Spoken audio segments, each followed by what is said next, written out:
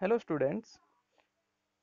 इस वीडियो में हम बात करेंगे 9th साइंस के चैप्टर नंबर 8 की, जिसका टाइटल है मोशन। इस चैप्टर को इजी बनाने के लिए हम कुछ वर्ड्स का मतलब समझते हैं जो इस चैप्टर में यूज होंगे साइंटिफिक वर्ड में, या फिर हम उनको बिल्कुल साइंटिफिक टर्म में समझेंगे कि उनका मतलब क्या होता है, क्योंकि साइंस के लिए यूज हो रहे हैं। मोशन मोशन यानी गति।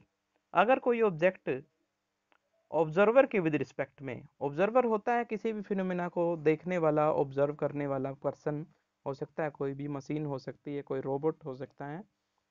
अगर वो ऑब्जर्वर किसी ऑब्जेक्ट को देखता है और उसके कोऑर्डिनेट्स में कोई चेंज पाता है विद रिस्पेक्ट टू टाइम, तो हम कहेंगे ऑब्जेक्ट किस में है, मोशन में है। अब कोऑर्डिनेट्स क्या होते हैं? कोऑर्डिनेट्स वो मेजरमेंट होती है जो हम किसी भी एक रेफरेंस पॉइंट के लिए यूज करते हैं, उसके विद रिस्पेक्ट में कितनी दूर है हम, वो मेजरमेंट होगी। For example X Y and Z. Generally जो फिजिकल वर्ल्ड में हमारे पास कोऑर्डिनेट होते हैं वो ये तीन होते हैं, एक्स वाई एंड जेड। अगर हम एक्स कोऑर्डिनेट की बात करते हैं तो इसका मतलब होगा हम ओरिजिन से कितने डिस्टेंस पर है एक्स डायरेक्शन में। इसी तरह से हम बाकी कोऑर्डिनेट को भी बता सकते हैं क्या मतलब होता है। और जब किसी भी कोऑर्डिनेट में चेंज हो with respect to time, with respect to observer, तो हम कहेंगे ऑब्जेक्ट मोशन में है। परसीव का मतलब होता है समझना।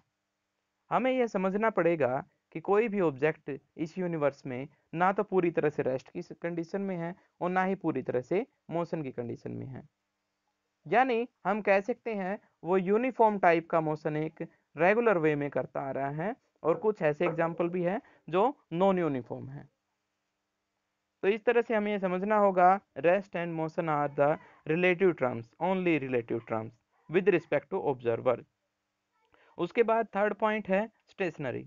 अगर कोई ऑब्जेक्ट में उसके कोऑर्डिनेट्स में कोई चेंज नहीं आता विद रिस्पेक्ट टू टाइम, तो हम उसे कहेंगे वो ऑब्जेक्ट स्टेशनरी है।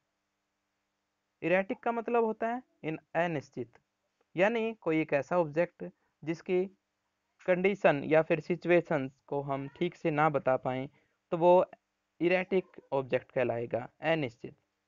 हाइड्रो इलेक्ट्रिक पावर, बहते हुए पानी से जो इलेक्ट्रिसिटी बनाई जाती है उसे हम कहेंगे हाइड्रो इलेक्ट्रिक पावर। यानी हम पानी को रोक लेते हैं डैम में, उसके पोटेंशियल एनर्जी को इंक्रीज करते हैं, और फिर एक हाइट के बाद पानी को ऊपर से नीचे गिराया जाता है टरबाइंस के ऊपर। टरबाइंस रोटेट होती हैं और इलेक्ट्रिसिटी बनती है। इस प्रोजेक्ट को हाइड्रो इलेक्ट्रिक पावर प्रोजेक्ट कहा जाता है। उसके बाद अगला पॉइंट है गैलेक्सीज। स्टार्स के ग्रुप को हम क्या कहते हैं? गैलेक्सीज कहते हैं। ये बहुत बड़ा ग्रुप होता है। यहाँ पर आपको उलझने की जरूरत नहीं है, इससे पहले आप एक और ग्रुप ऑफ स्टार्स पढ़ चुके हैं कॉन्स्टलेशन के बारे में। लेकिन यहाँ पर गैलेक्सी यानी एक बहुत बड़े स्केल पर बात हो रही है, यहाँ ज्योमेट्री से कोई मतलब नहीं होता, ये सिर्फ और सिर्फ कॉम्बिनेशन है स्टार्स की। जैसे हमारी गैलेक्सी का नाम है मिल्की वे, ऐसे ही एंड्रोमेडा भी एक गैलेक्सी है जो हमारे पास की एक गैलेक्सी है। सर्कुलर पाथ, जब कोई ऑब्जेक्ट किसी एक फिक्स रेफरेंस पॉइंट से इस तरह से मूव करे कि हर पॉइंट पर उसकी डिस्टेंस उस रेफरेंस पॉइंट से सेम रहे, तो इस तरह का जो मोशन होगा सर्कुलर मोशन होगा, या फिर वो पाथ जो होगा वो सर्कुलर पाथ होगा। उसके बाद हम बात करते हैं मैग्नीट्यूड की।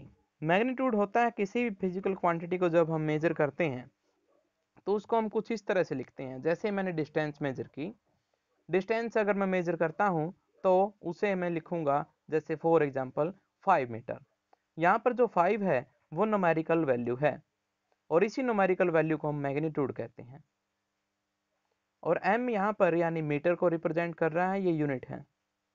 तो फिजिकल क्वांटिटी को जब हम मेजर करते हैं तो दो चीज़ों की नीड पड़ती है हमें, एक मैग्नीट्यूड यानी न्यूमेरिकल वैल्यू, और दूसरा उसको एक्सप्रेस करने के लिए एक मिनिमम यूनिट, जैसे यहाँ पर मीटर ली गई है। अब डिस्प्लेसमेंट के बारे में बात करते हैं। अगर कोई ऑब्जेक्ट ट्रैवल करे किसी डिस्टेंस को, और इस तरह से ट्रैवल करें, हम उसको इस तरह से ऑब्जर्व करें, इनिशियल और फाइनल पॉइंट पर ही फोकस करें। बीच में क्या हुआ, कैसे चला था वो, अगर उसके बारे में हम बात ना करें, सिर्फ और सिर्फ इनिशियल और फाइनल पॉइंट के बीच में जो मिनिमम डिस्टेंस उसको फाइंड आउट कर लें, तो उसे हम डिस्प्लेसमेंट कहेंगे, और जो एक्चुअल ट्रैवलिंग हुई है उसे डिस्टेंस कहेंगे। फॉर एग्जाम्पल, अगर कोई पर्सन खेत के चारों तरफ चलता है और ए पॉइंट से स्टार्ट करता है, सी पॉइंट तक पहुंच जाता है, तो ए से सी तक जो मिनिमम डिस्टेंस है उसे हम कहेंगे displacement.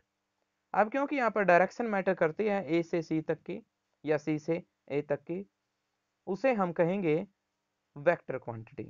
Displacement is a vector quantity and distance is a scalar quantity.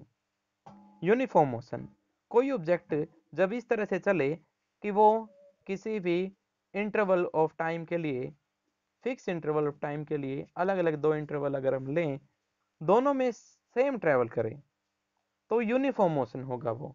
यानी किसी एक इंटरवल के लिए जो वैल्यू ऑफ वेलोसिटी या स्पीड आएगी वो सेम रहेगी, और इस तरह का जो मोशन होगा उसे हम यूनिफॉर्म मोशन कहेंगे। नॉन यूनिफॉर्म इससे अपोजिट हो जाता है, यानी यहाँ पर टाइम इंटरवल सेम रहेंगे, लेकिन जो ट्रैवलिंग है उनमें वो अलग अलग हो जाएगी। या अपोजिट भी हो सकता है, ट्रैवलिंग सेम हो लेकिन टाइम इंटरवल क्या हो सकते हैं, अलग अलग हो सकते हैं। रेट, जब दो फिजिकल क्वांटिटी को हम एक दूसरे के साथ चेक करते हैं कि वैरी कर रहे हैं या नहीं, उस वेरिएशन को हम रेट कहते हैं। जैसे डिस्टेंस और टाइम अगर वैरी करते हैं एक दूसरे के विद रिस्पेक्ट में, तो हम कहेंगे कि डिस्टेंस किस रेट के साथ मूव कर रहा है, यानी इंक्रीज हो रहा है या डिक्रीज हो रहा है। उसके बाद स्पीड, डिस्टेंस और टाइम की जो रेशियो होगी उसे हम स्पीड कहेंगे। ये मेजरमेंट है किस हिसाब से डिस्टेंस कोई भी ऑब्जेक्ट चेंज कर रहा है आपने। Speed is also a scalar quantity, क्योंकि ये रिलेटेड है किसके साथ, डिस्टेंस के साथ। एवरेज स्पीड, अगर कोई ऑब्जेक्ट अलग अलग इंटरवल में अलग अलग डिस्टेंस ट्रेवल करे तो स्पीड भी दोनों अलग अलग आएंगी।